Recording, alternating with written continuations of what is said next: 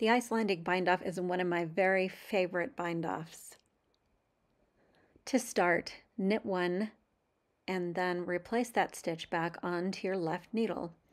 With your right needle, reach through the stitch and knit the second stitch on your left needle. At this point, both of those stitches can come off the left needle. Then you're going to repeat that going all the way across until all of your stitches are bound off.